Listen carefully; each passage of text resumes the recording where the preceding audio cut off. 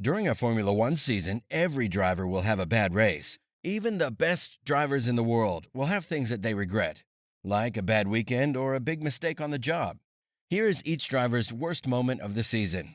Even though he might have been unlucky to get a penalty for the incident, Verstappen's failed attempt to pass Lewis Hamilton in the S's at the Brazilian Grand Prix was one of the few low points in an otherwise great season.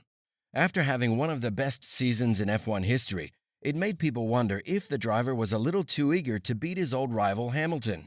It also cost him the chance to win another race. Perez's crash in Q3 at Monaco not only brought out the red flag, which meant his teammate couldn't improve his time, but it also made people think it might have been on purpose, which he strongly denied. Late in the season, these ideas came up again with a vengeance. As he led the French Grand Prix, Leclerc spun into the wall at the Le Bousset right-hander. He was trying to make up for the time Verstappen had lost because he had already stopped. Leclerc took full responsibility for the crash, which cost him a lot of money, and he was hard on himself, as he always is after a race.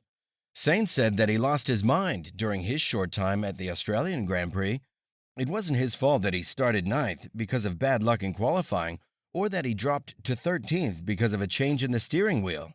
But what he did next was, he tried to pass Yuki Tsunoda too quickly and fell back to 14th place. Then, as he passed Mick Schumacher on the second lap heading into turn 9, he understeered onto the grass and spun into the gravel trap. It's over. When Hamilton turned in on Fernando Alonso at Les Combes on the first lap of the Belgian Grand Prix, he not only put Alonso out of the race, but he also damaged the Mercedes driver's power unit. The stewards let it go because it happened on the first lap and there was a lot of movement between the cars in the first few turns, but it was clear that Hamilton was at fault. Russell's whole race in Singapore was a mess, which is not like him. First, he hit Bottas's Alfa Romeo early in the race as he was going up an escape road. Later, he pushed Schumacher into contact as the Haas driver tried to turn into the first corner. Even though he got through these things and finished, it wasn't important. At the Brazilian GP sprint, Alonso was quick to blame his teammate, but he was the one who hit the back of Esteban Ocon's car when he tried to pass him. The stewards agreed, and because of the accident that cost him his front wing, they gave him a penalty. The best part of Ocon's season was his great defense against Hamilton at Suzuka. The worst part was his fight with Hamilton at Monaco. He hit Hamilton twice, once on turn 1, for which he got a 5-second penalty, and again on the straight before the same corner. Because of the penalty, this was one of the few races where Ocon didn't get points without having bad luck. Norris tried to hold off Charles Leclerc at the La Rainha right-hander, but he hit the curb and went wide. This was a rare mistake in an otherwise good season. The Ferrari went into the wall because he hit it. Even though he thought he had been pushed into the corner, the stewards gave him the penalty. In 2022, Ricciardo's main problem was that he wasn't fast enough, but he also got into a few accidents. But his worst moment was at Interlagos. He was trying to catch Magnussen, but for some reason, he made a bad decision and spun the Haas. Even worse for Ricciardo, he then hit the spinning Magnussen as he tried to get around. Zhou wasn't all to blame for this one, but it's hard to look past the fact that he was thrown into a spectacular crash that caused the roll hoop to fail and ended with his car going over the tire barrier.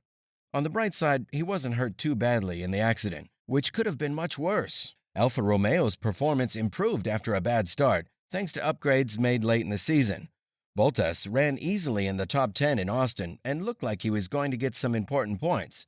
But on lap 17, he lost control at the S's and went into the gravel. Even though there was a reason, a gust of wind that was 25 kilometers per hour faster than what he had seen before, it was a painful mistake. Vettel shouldn't have gone all the way to Australia after missing the first 2 races because of COVID-19. The weekend did not go well at all. Due to a crash in FP3, he missed most of Q1 and could only do 1 lap. In the race, he made it through a trip through the gravel at turn 11 early on, but he lost when he went wide coming out of turn 4 and hit the inside wall. Stroll is known for his aggressive defense, which usually works out well for him. But in the U.S. Grand Prix, he moved too late when he saw Fernando Alonso attack on the back straight. This caused a crash that ended the race for the Aston Martin and sent the Alpine into the wall. Even though Alonso's car miraculously fixed itself and finished the race, Stroll was clearly at fault and was given a grid penalty for the next race. On the first lap of the Spanish GP, Magnussen was in a good position, but he made a bad mistake when he turned in on Hamilton at turn 4 and he hit the Mercedes. Because of that, he had to walk through the gravel. Magnussen thought at first that Hamilton had caused the crash by opening up his steering, but after seeing the replay, he changed his mind. Early in the season, Schumacher crashed in Saudi Arabia and Monaco, but it was the crash after the checkered flag in FP1 at Suzuka that hurt the most. In bad weather, he aquaplaned and hit the wall, which killed his chances of staying with Haas next year. At the Japanese GP, Gasly had a right to be angry when, after his first pit stop, he passed a tractor when it was hard to see. However, going 250 kilometers per hour over the speed limit under a red flag made him look bad. Since the red flag had been waved about a second before he passed the tractor, this didn't make things more dangerous, but it wasn't right for the situation once the race was over. Formula One's most important rule is that you shouldn't crash into your teammate. Tsunoda broke this rule when he tried to pass Gasly too quickly at the British Grand Prix. To make matters worse, Verstappen picked up some of the wreckage from the crash while leading the race. This caused him to fall back and finish in 8th place. At the Spanish GP, Albon's race was ruined by a small mistake that no one saw. He damaged his car's floor when he hit the marker cone on the inside of the left-hand entry to the turn 14-15 chicane. He kept fighting, but he got a penalty for going over the track limits more than once. It was an unusually hard weekend for him, which might not have been a surprise given the damage to the Williams and its poor aerodynamics.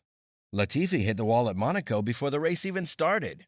He understeered into the wall at the hairpin while following the safety car before the race started. After a rough start to the season, it was clear at that point that staying with Williams in 2023 was no longer a realistic option.